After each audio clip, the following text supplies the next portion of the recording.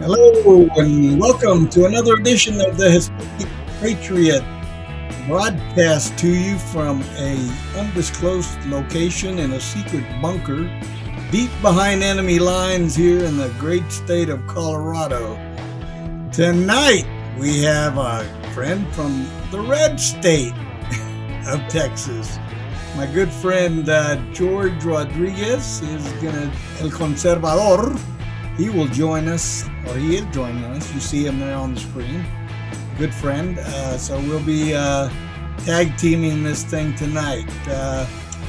Tonight we've got a lot to cover.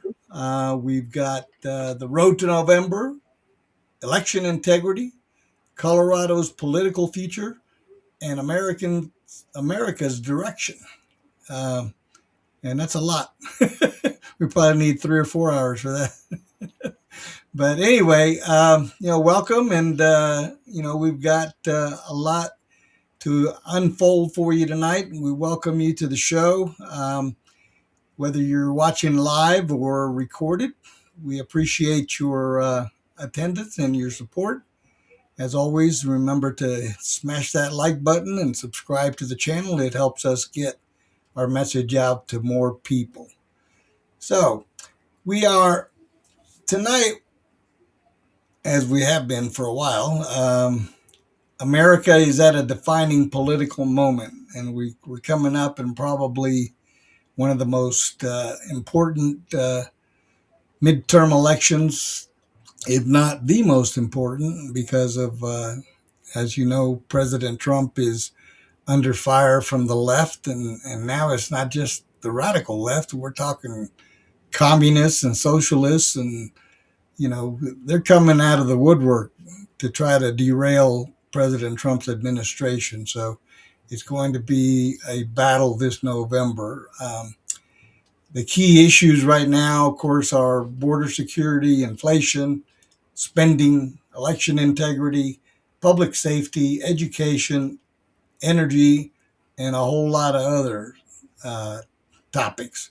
However, here in Colorado, we have races that are kind of interesting. The district that I live in basically became very interesting when longtime Representative Diana DeGette was unseated by a Democrat Socialist of America candidate, and we're going to touch on that a little bit. So there's a real contrast in this Congressional District 1 in Colorado. And as always, we encourage your informed civic participation. If you're on with us live, there's a live chat button there. Feel free to chime in. But let's open up. Tell us what's going on down there in Texas besides the floods there, George. Yeah, we've had some very heavy rains that have caused some floods. Unfortunately, in the same part of the state where we had the July 4th floods last year, the deadly ones that claimed about 29 people. This time around, it's apparently we were very prepared, so there haven't been any fatalities. We're hoping that the rain is pretty much over with. It's passed. So things are looking good. We have a very active Democrat Senate campaign that's going on.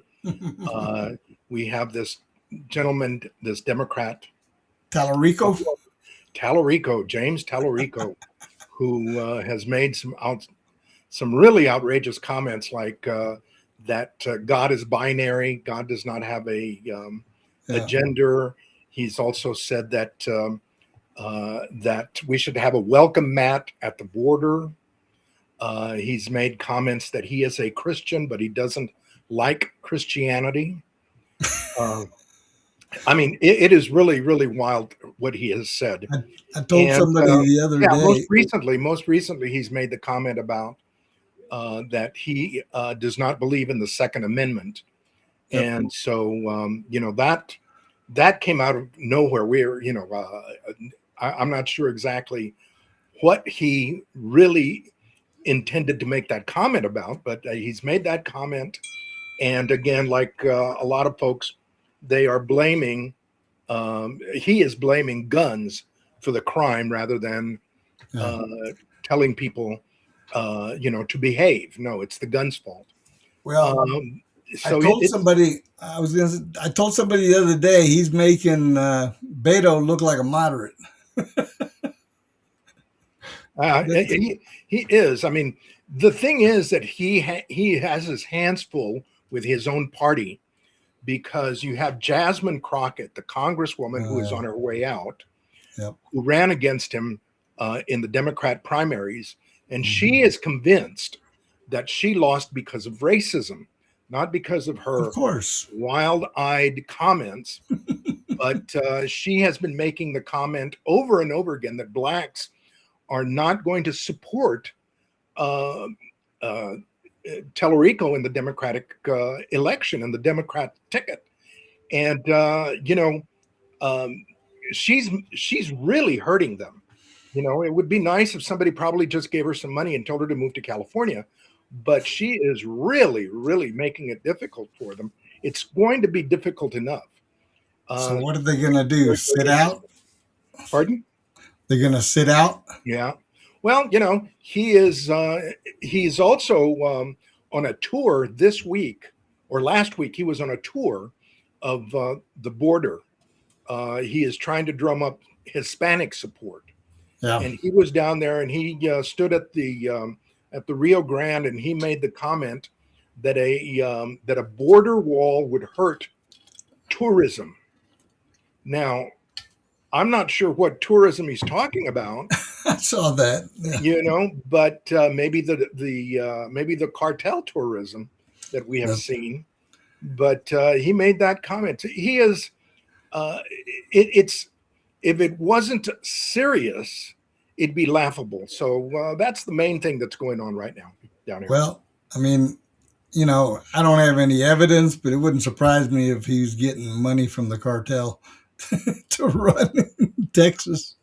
So, yeah, I mean, the only question in my mind is, those people down in Texas that basically, even the Democrats, I think, are the ones that ushered uh, Miss Crockett out because they'd had enough of her nonsense. But then they have this other guy that makes her look kind of good. So, Well, there's also a governor. I mean, a governor's candidate, Democrat governor's candidate, mm-hmm. a woman named Hinojosa, and uh, she's sounding very, very crazy as well. She made the comment the other day that she was going to take the rainy day fund that the state has. Now, the rainy day fund is literally a fund that the state has for emergencies. And there's always emergencies. For example, last year it was used for the big floods that killed Mm-hmm. 29 people up in the central hill country area of Yep. Texas. And but no, what she has promised is to take that money and give it back or give it to citizens in Texas. Give everybody $1,400. Um, you know, Giving money for the Democrats is like buying votes, literally. And you're going to take this money that is tended for emergencies, and you're going to use it to buy votes. It's really it really shows where they're coming from. It really does. Yep. And um, the problem, not the problem, but we're up here in a drought, and you guys are getting all the rain. So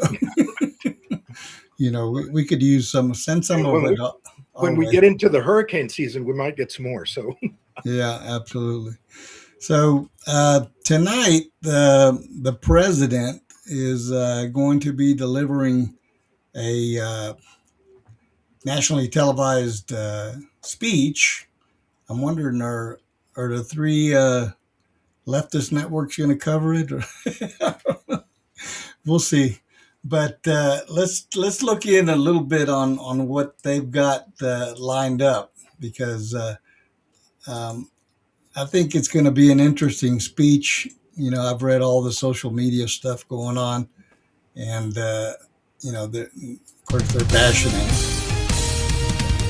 A controversial speech is expected. I'm Tom Graham, Fox News. President Trump set to address the nation tonight. The topic, election integrity. White House spokeswoman Caroline Leavitt. All Americans, Democrat, Republican, should agree that we are the greatest country in the history of the world. We should have the safest and most secure elections in the history of the world. And what the president will be speaking about tonight will show you that perhaps that is not the case, and we need to make some adjustments moving forward. President Trump has repeatedly claimed he won the 2020 election and has called on Republicans to pass measures that would tighten voting rules. Democrats already condemning the planned speech, accusing the president of trying to sow doubt ahead of November's midterms. Donald Trump's speech tonight has nothing to do with the 2020 elections.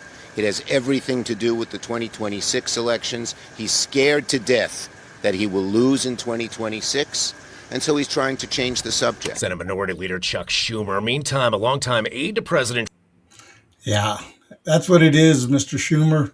The president is scared of you and your radical Looney Tunes party. That's what it is. So, yeah, I mean, come on. This guy, I don't know how much longer he's got left, honestly. I think that Miss AOC has eyes on his seat in the next in 28. I think it is when it's coming up, right? Right. So, the Democrats are the ones that are scared with a 17% approval rating, with radical Democratic socialists taking over key seats all over the country. Americans may be divided to a point, but when it comes to communism, I think that's a uniter for the Republican Party. What do you think? I couldn't agree more. I think what we're seeing is very, very much the mask coming off of the Democrats, of the Democrat activists. Here in San Antonio for the 4th of July, there was a rally of the American Communist Party. I mean, literally the American Communist Party. And these people were out there screaming and yelling against America. While everybody was shooting off firecrackers and waving flags, they were condemning. Now, it was a small little group. It was only about 20, maybe 30 people that showed up. But the fact that they showed up and were very, very public about it, I mean, tells you that these people are no longer in the shadows, that they're no longer scared. And that bothers American citizens. But it scares the heck out of Democrats like Schumer, because they are going to get replaced, and they're not going to get replaced necessarily by a conservative Republican. They're going to get replaced by a radical communist who will not want to work on America. I mean, I don't know if you got a chance to see the agenda items that the Democrat socialists came out with this past earlier this week. I mean, it is really insane, and it's not about it's not about a political approach to the problems and issues of America. It is a radical revolution that they're looking for. Getting rid of the Senate. That's what they want to do. They want to get rid of the Senate. Can you imagine? They want to get rid of the Electoral College. They want no more private ownership. I mean, these things are really radical, and the American public needs to understand that it sounds really nice on paper, but when you put it into practice, well, they throw around all these terms that they're popular about doing. It started with fascism, then socialism, now it's communism. And, first of all, nobody knows, none of them know what any of those terms mean. They just sound good to them. Trump is a fascist. We're proud socialists. And communism has never worked because it's never been done correctly.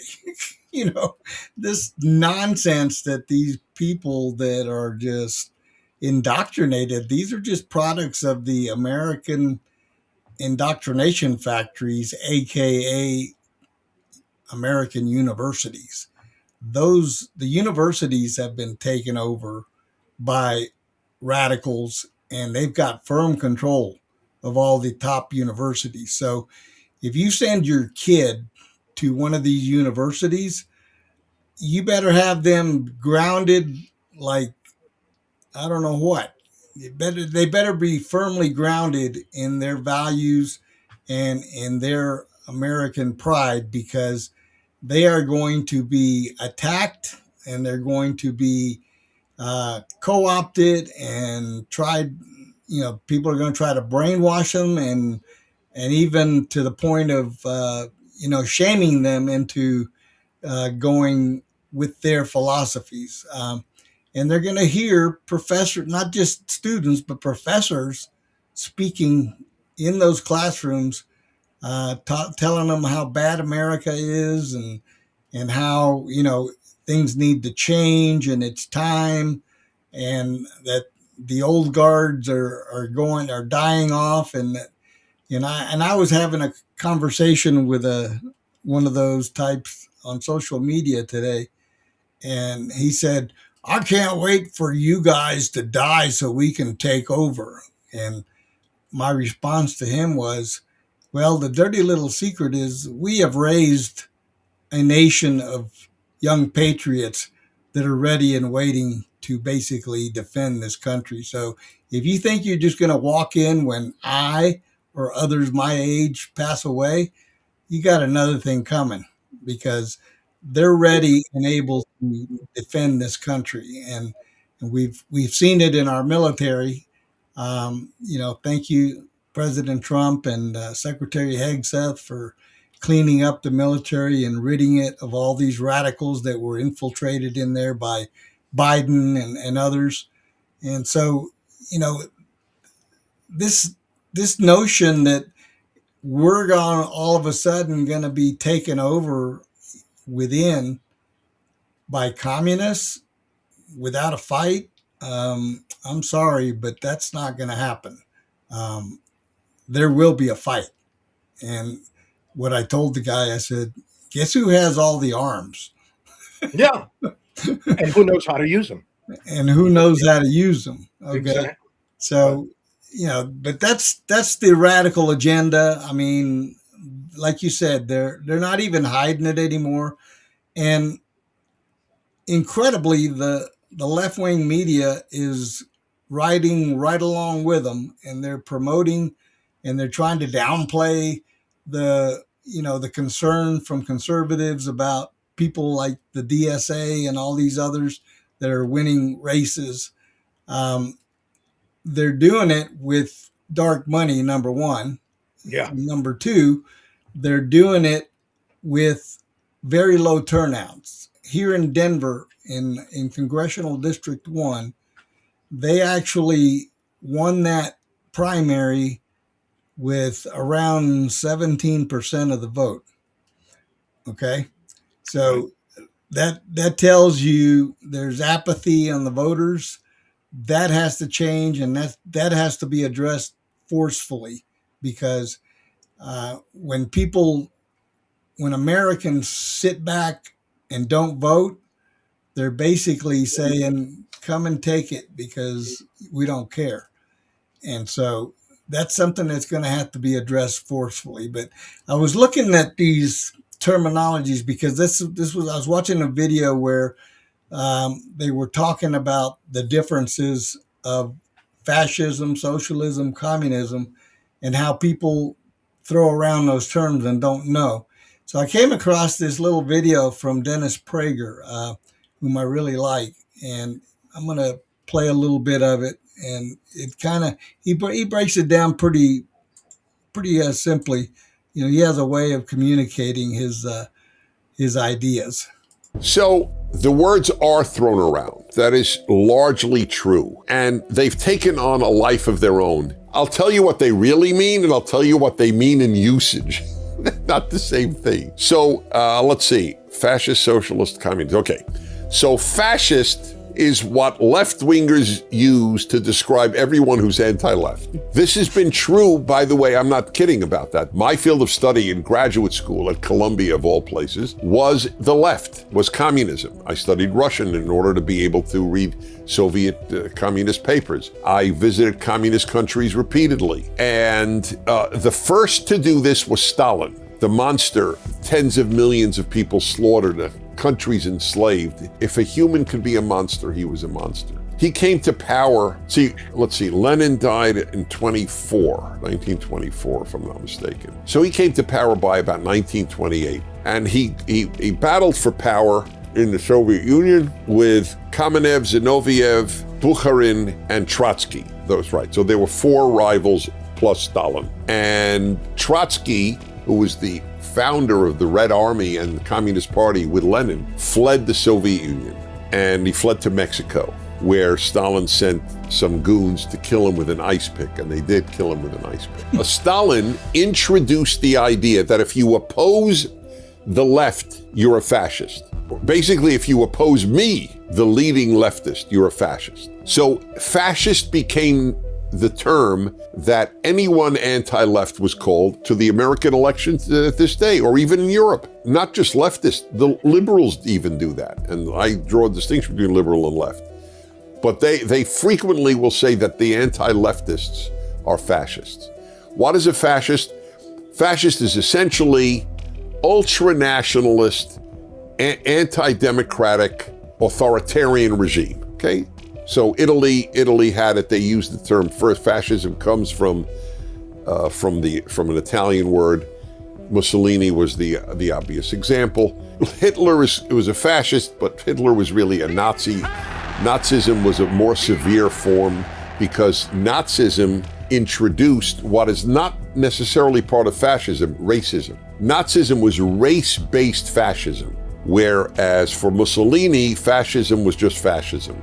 Mussolini, to the best of my knowledge, was not particularly an anti-Semite, for example, but Hitler was, of course, the great Jew hater of all time. So fascism is the ultranationalist, authoritarian government. It suppresses democracy, and it is ultranationalist, among other things, but those are the major ones. So both socialist and communist, they're on the left. Socialist is one who believes in socialism. Obviously, socialism is a bigger and bigger government, where the government takes care of the social order, if you will. The bigger the government, the more likely you are to head towards socialism. But socialism does not abolish mom and pop stores. You could still keep Dennis's pizza parlor open under a socialist government. But generally speaking, they will nationalize big things, the railroads, the oil industry, et cetera, et cetera. Communist allows no free enterprise whatsoever. When I visited the Soviet Union, there wasn't a single private restaurant. All you had was restoran, which is Russian for restaurant. And that's all. Or place that sold bread would say chleb, which is bread in Russian. Not Vladimir's chleb joint, just chleb, because it was owned by the state. And but communist is not just economic. Communist is a suppression of essentially all individuality, because of the belief that everybody should end up in the same place. It's not for equality, it's for equity. Equality is opportunity, equity is result. The left in America is very close to communist in that view. They want equity. Everybody should end up in the same equal playing field, and if they don't, it's proof of racism or sexism or misogyny or whatever you have. So I hope that helps you. So, yeah, that's a pretty good. I think it's very clear. Yeah, yeah, it is. Now, it's very, very clear. But one of the things that I don't know, he probably believes it too, but my opinion is socialism is the stepping stone to communism. Oh, yeah, definitely. Yes, it is. It's laying the groundwork for communism, because, what do you hear people on the left or these radicals saying all the time? They say, Well, capitalism and the corporations don't allow for equality, Correct. and they throw that word equality around like everything should be Equal. I mean, equal. everything and everyone should be equal. And that is, I get back. One of the very interesting things that I have heard from Tellerico is his, the Senate candidate here, and the Democrat Senate candidate here in Texas, is I'm fascinated by his view of the Gospels. I would love to hear his opinion or his take on the parable of the talents, because God gave literally everyone different talents and different number of talents. Mm-hmm. That is not equality. That is not equality. That he gave everybody talents, yes, that is equality. But that he gave everybody the same number of talents? No. Or the same kind of talents? No. And this is the issue of reality and truth that is undermined by socialism and communism, is that somehow we're all equal. Well, we're not. We're not. I would love to play baseball for the Astros or the Yankees, but I can't. First of all, because of my age. Secondly, because of my abilities. My abilities are just not the same as some of those players. I would love to play for the San Antonio Spurs. Again, Me too. my abilities are just not that. However, I have challenged Congressman Joaquin Castro, to a debate several times, and he's refused. Of course. And I don't want to pat myself on the back, but I can certainly discuss things a whole lot better than many people. So that's a talent that I've got. I've got a talent for speaking.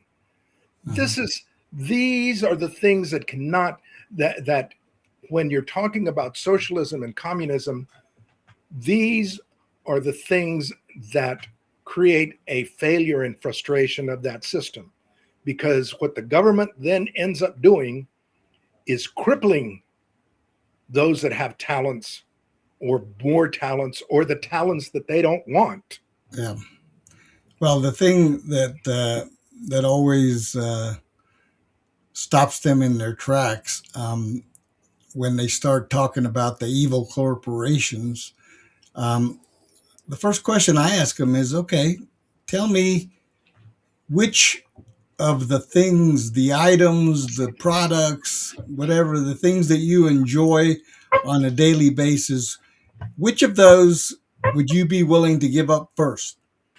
Would it be that device that you're typing this ignorance on social media on? Because that's created by a corporation. And in addition to that, it is created by, that evil fossil fuel. Right. Exactly. That's exactly So right. Yep. you can't get away from anything that is used today is a derivative of fossil fuel, just about virtually. Okay, so that's the question. I've always had this ability to stop them dead in their tracks when they start talking about the evil corporations and how capitalism, sucks. Well, and see, and if they understood, if they knew history, they would recognize that the most brutal, radical, recent communist revolution has been the one in Cambodia. And that one, in order to get people to quit depending on plastics, for example, to quit depending on the evil corporations that made medicines, they took everything away. The government took everything away from people and forced them to work. And what that did was, millions of people died. Millions of people died in Cambodia. Yep. And it was such a radical turn that eventually Vietnam, that was communist, invaded them to save the people. Yeah. I mean, if they recognize that, they would not be, they don't know what they're talking about. That's the bottom line. Yeah. So, those are the arguments that they'll put up. And then the other one that they love to put up is, well, we're already a socialist country. I mean, look at your garbage collection and your city services and all these other services that we as taxpayers pay for. They're being provided because we provided them. Well, yeah, but we voluntarily. And they don't believe that a private corporation could do it or a private company could do it. Exactly. That's the other thing. We have those services because we, as a civilized society, realized that we need certain services, and we are all willing to pay into those services through taxes. Yeah. But this notion that we're already a socialist system is just garbage. That's what they feed them in those indoctrination factories. When somebody says this, you can tell them that we're already a socialist country. No, we're not. And then the other argument, of course, is, well, when you ask them, show me a country where socialism has worked. And of course, the first thing they do, look at Sweden and Norway and all these, exactly. Denmark and all these countries. I said, yeah. And now go look at their tax rate. Okay. Well, now, and not only their tax rate, Hugo, not only their tax rate, you look at their social structure. They are the least diverse countries that you can find, least diverse countries, while we have diversity like crazy. And we not only have to overcome income, but we've got to overcome race and gender. Yep. And, it doesn't matter what you do. You cannot make the races equal. You cannot make the genders equal. Making the economy equal is going to be painful. But, the Russians, the Soviets, and the Chinese have made it possible for everybody to be poor. So shut up, Yep. However, if the diversity of in Russia, I mean, I don't see too many people immigrating to Russia. I just don't. I certainly don't see very many people immigrating to China. Not like here, not like here. And we have got to, as a society, overcome much more complex issues than these other socialist countries if we are going to be a successful social country. And we're not. Well, we're not. The dirty little secret is people point, well, look at China and look at all those millionaires over there. I said, yeah, but you know what? They don't own squat. They are allowed by the state to be at a certain income and economic level. Right. But the minute they decide that either they're not useful anymore or they're not towing the line, they can take their wealth just like that. Yep. They shut off the spigot and they would be in a concentration camp or worse within a day. So, I mean, I don't know about you, Hugo, but me, as an American of Mexican descent, I am constantly attacked, even by family members. I am constantly attacked that I have somehow accepted racism, and that's how I became successful in society. I got news for you. I can speak better Spanish than they do. I celebrate whatever Mexicanism I want, but I am an American first, and I believe in American principles and values. And those American principles and values are based on the Constitution and in free markets. And they just can't, they are so brainwashed that they can't figure it out. Dr. Donna Walter on our chat room there, she says that they talk about the feel good. That's exactly right. They're talking about the feel good. These socialists only talk about feel good ideas, and people go along with it because they've never tried it. They've never tried it. Exactly. And, I'm right there with you with the racial thing, because I'm getting it almost daily now. People telling me I'm defending Donald Trump and he'd deport me in a heartbeat. And then, and then I tell them, you know, then I mentioned to him that I've been to the White House 3 times by his invitation, that I'm a veteran and I'm probably more American than they ever will be. And that really gets them. And, you know, but I've been called a coconut. I've been called all these other things. And they say, well, you don't look Peruvian. I said, well, you know, we have, What does a Peruvian look like? yeah, what is A a llama? Peruvian? Well, they think I should be darker.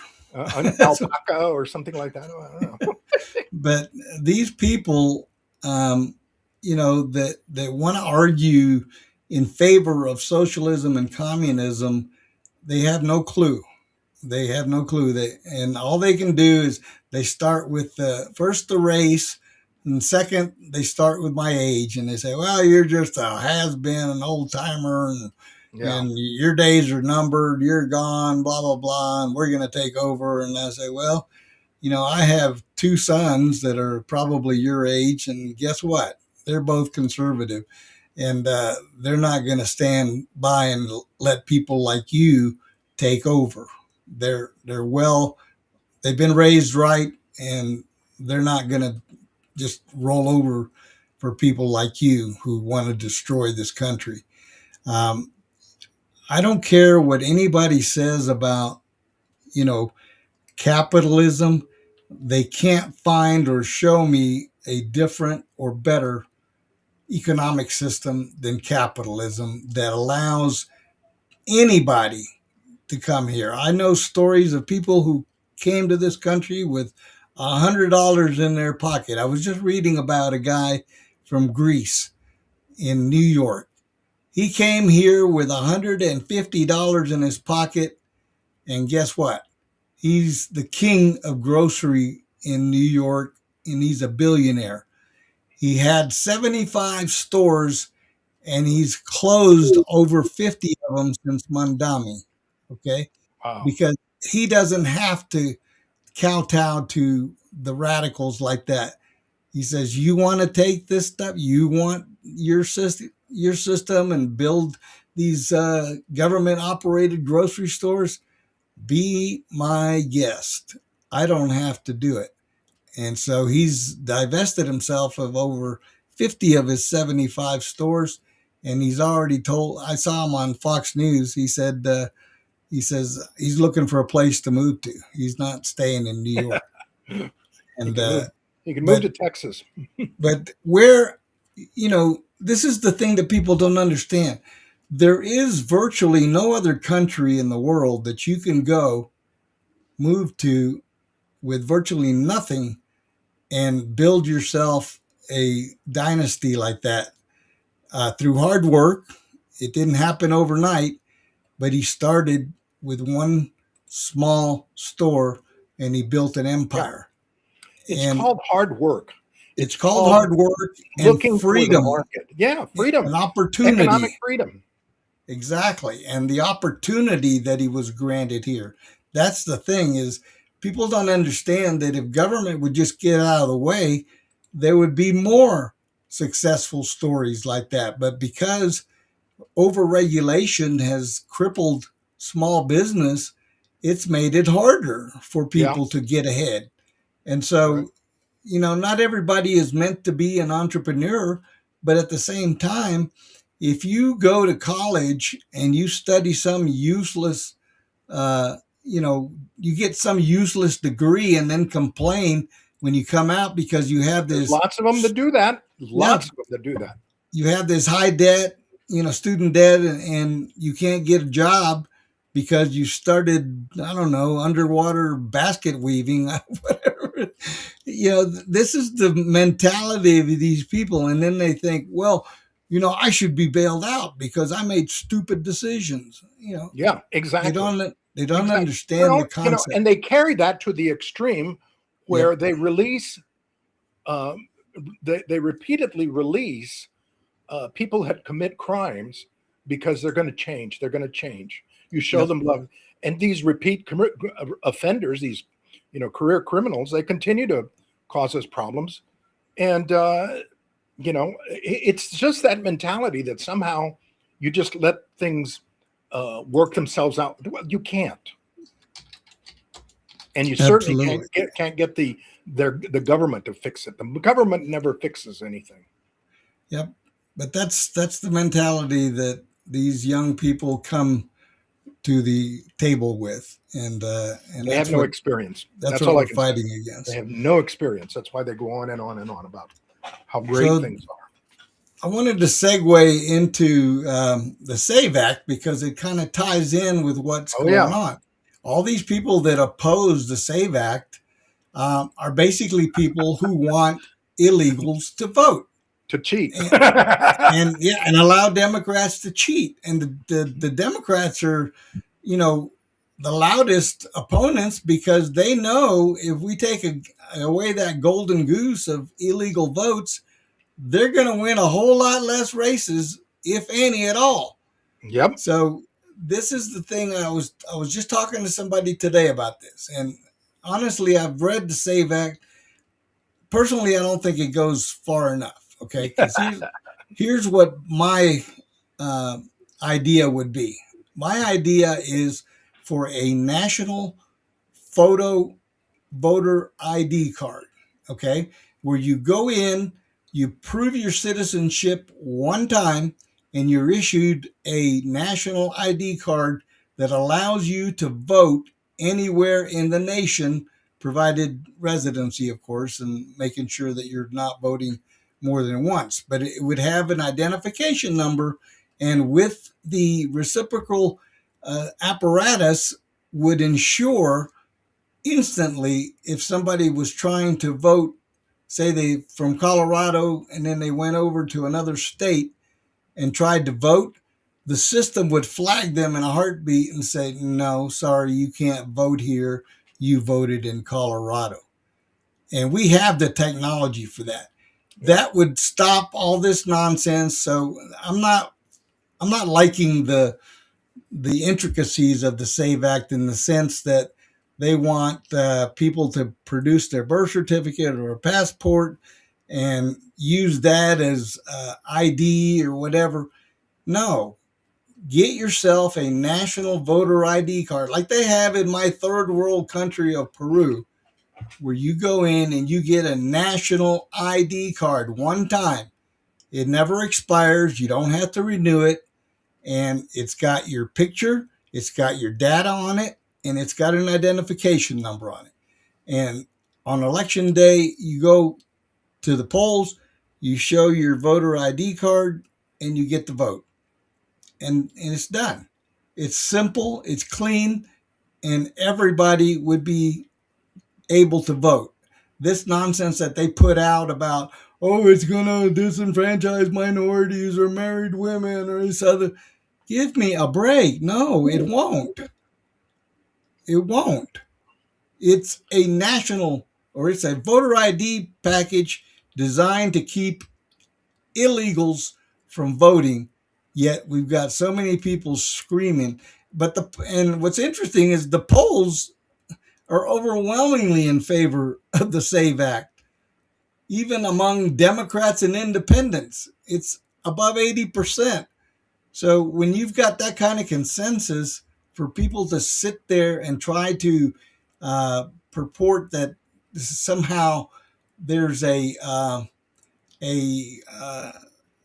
some sort of scheme to suppress the vote or whatever, that's just nonsense. That's not the way that the act is put together, and people that argue that, again, they have ulterior motives, in my opinion.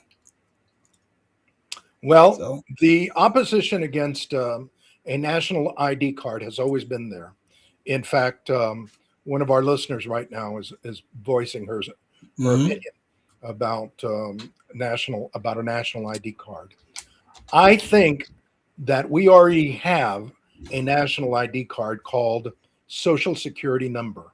It is a Social Security number. Now, Social Security numbers should be and can be used not only for voting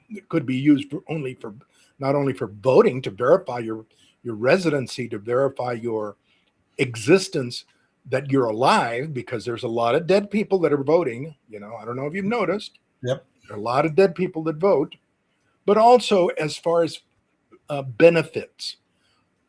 My comment is always, when we talk about voter ID and citizen benefits, because you cannot talk about either separately.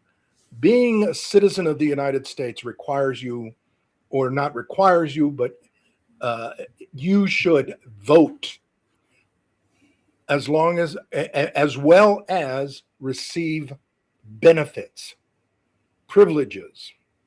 And you've got that Social Security number, which gives you benefits. Social Security, for example, allows you to receive unemployment, allows you to receive health benefits, et cetera, et cetera. So we have that. If that, wait, let me stop you right there for a second. Okay, so number one, Social Security clearly states on the card not for identification purposes. Yeah, it does. But see, again, you can change that.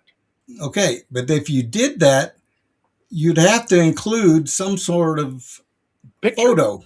Yeah. You'd have to have a photo on it because there's too many fraudulent Social Security cards floating around out there. Or a fingerprint. Well, fingerprint is another. I mean, that's certain countries actually do use the fingerprint in Peru, that ID card that I mentioned to you has your digital thumbprint on it. So that's part of the process. But the thing that gets me is this convoluted thing about living in one state, going to another, and then you have to keep, re-registering. Again, so much of it, it's already used in many ways for identification. I mean, anytime that you are that you are signing an official document, not only your birth date, but you also have to put in your Social Security number, or the last 4 digits of your Social Security number, and something is needed to be sure that the people that are voting are citizens. Something has to be done, that they are eligible citizens. Because the other thing is, we've also got people who are citizens but are ineligible to vote. I mean, if you've committed a crime and you've been paroled, or you've been set free after serving your time, you can't, and you can't vote. So these things. We've got to have some kind of system where we verify that the person is eligible to vote. I mean, there has to be. The Democrats have created a nightmare by opening up the border. Yeah. And the only way that we can stop it now is to, push back and fold it back and push them. That's the overall design of the left, though, is inundate America with foreigners and get them in. And once they're in, they just scatter them everywhere. And then we have to have agencies that work 10 times overtime to try to find them. And then when we find them, we deport them. And then we got to fight idiots in not only local, but state and national offices that say, oh, that's inhumane. No, it's not inhumane. Go to any other country. I challenge any American to pick a country, go over there without a visa and just enter the country and see what you get. You know what you get? Zero. Nada. Zilch. You know why? Because the employers in most of those countries won't even hire you unless you can prove that you have the ability to work there.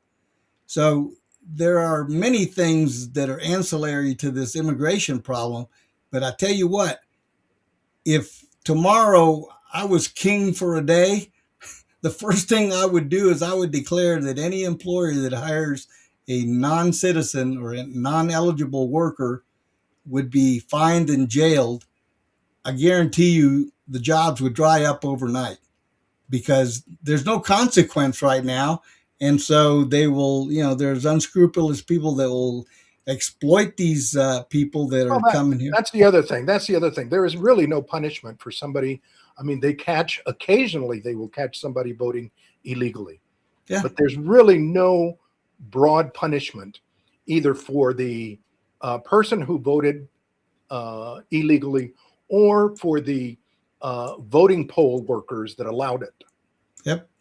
There's really no punishment. And if there's no punishment, then there's no point to having a law. So yeah, there's no teeth to the rule, exactly. to the law. And, it's like this judge up in Wisconsin that just got a slap on the wrist for defying the law and trying to hide an illegal from Yeah, right, exactly. She got convicted, but she didn't get any jail time. She should have got jail time, and she should have been disbarred and removed from the bench, and none of that happened. So the system is just totally corrupt when it comes to prosecuting anybody, and the only ones that I've seen end up in jail are typically conservatives. The rest of them just get laughed out of court.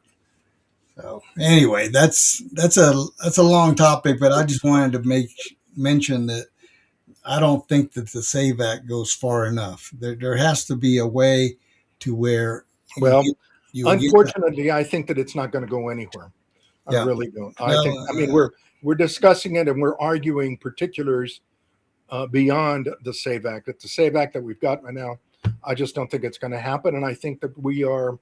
I think it's going to depend on each individual state to tighten up their own voting systems, and I'm not sure that many of them are going to do anything like California certainly is. We have people, we have socialists, we have democratic socialists who believe that everyone in the world should vote in American elections. Yep. I had one person explain to me the other day that the reason that everybody in the world should vote in American elections is because America impacts on everybody in the world. So therefore, everyone should have a voice about the government and policies of America. All right. Yeah. Now, I mean, when you're that delusional, how can you argue with that? Yep, that's true. So there was something that happened that I wanted to kind of touch base on. I don't know if you heard about this Canadian woman that slapped a teen up in for having a MAGA hat. Yeah, and so and she's getting deported. Well, I hope she gets some jail time before that. But here's probably. A woman slapped a teenage girl for wearing Trump and ICE gear on the boardwalk. The suspect is a Canadian national who overstayed her visa by nearly a year and is now in ICE custody at Newark's Delaney Hall. Police say that 33-year-old Caitlin Tracy recorded herself striking the teenager twice with an open hand during a confrontation on the Point Pleasant Beach boardwalk. Not too all bright. Because of her patriotic colored sweatpants with political wording. Tracy was arrested and charged with simple assault, neglect of a child, compounding crime, and harassing communication. DHS says that she entered the U.S. in 2024 under the Biden administration. No shock there. And has since overstayed it. She has been transferred into ICE custody while immigration proceedings move forward. Rosanna, I was struck by a video from someone purporting to be her husband. Fox News Digital reported on it, but it was not independently verified, who was tearful, saying, I need help. I don't know what to do. I need an immigration lawyer. I mean, maybe you don't record yourself committing a crime. That's hilarious. I mean, that just goes to show the mentality of some of these people. That, I think it's a good idea to record myself committing a crime, especially by me legally in the United States. Yeah, and then post it on social media. Well, but again, it shows how the sense of entitlement. It shows that an illegal alien, knowing she's an illegal alien, was not afraid of consequences. Yep. And I thought it was kind of interesting that she was referred to ICE immediately, because typically local law enforcement doesn't do that. But I guess this one was pretty blatant, so it happened. I'm glad to hear that. But this is the kind of stuff that we have to deal with day in and day out. And, here in Colorado, we are facing, like I said, this democratic socialist movement. And surprise, surprise, our so-called libertarian governor came out and spoke out against it and said, this is a mistake. This will destroy the state. And I'm like, what? I can't believe I'm hearing that from our governor. I don't know if he's positioning himself for a run to the White House or whatever, but it was certainly a newsworthy event for him to come out and say, yeah, this is not a good idea. This is right after they elected this little socialist from Denver to unseat Diana DeGette, who was a 15. Now that's going to be I'll follow that very interestingly to see how many people, what percentage people are voting in that election, and how many percentage vote for her. Well, we've got a young lady who's a first timer. She's kind of new to the political game. We're going to try to give her as much help as we can, but I am curious to see as well what percentage of the people in Denver really want to embrace this radical socialist that just won the primary against a 15-term incumbent. I didn't think she was going to be able to be unseated, to be honest with you, because she's been in office since I can't remember her name. Another lady who was a long time incumbent in that seat. So for the last, I want to say 40 or 50 years, that seat has been held by two women that are both, they're Democrats. I don't think that they're quite the socialist radicals, because obviously I don't think DeGette thought she was going to be able to be unseated by this young, I think she's 29, and she's just bold, came out and said, we're coming out. We want to eliminate ICE. We want to eliminate voter ID. We want to eliminate everything. I mean, defund the police. I mean, just one thing after another. But that's what this situation has shown. So it's going to be a very interesting race to watch. And it's Milat Quiros, I think it is, against Christy. I can't remember her last name now. But Christy is a young lady that is a total contrast. So we're hoping that we can get enough of the DeGette voters to vote for her. And then she's already painted the contrast between capitalist and socialist. So let's see what the people of Denver decide. It's going to be a very interesting. We know one side, the socialist, is going to have that Soros money. Christy's going to have to fight an uphill battle, but I'm hoping we get enough grassroots to support her, because that would be a good contrast. And Peterson is her last name, Christy Peterson, and she will definitely be in a fight. But what she's got going for her is the direct contrast. I mean, there's. I'm going to need to excuse myself in a minute or so, because President Trump speaks at 8:00 our time. I got you. I'm going to watch it too. So anyway, we are up against the clock, so we're going off the air. Thank you for joining us tonight, and we'll be in touch about some of the other things. Take care. Posted on what's going down in Texas. All right, thank you guys for joining us tonight, and we want to encourage you to watch The President Tonight, and we will be back next week with another packed show. Thank you all. God bless you. God bless America. And don't forget to hit like and subscribe.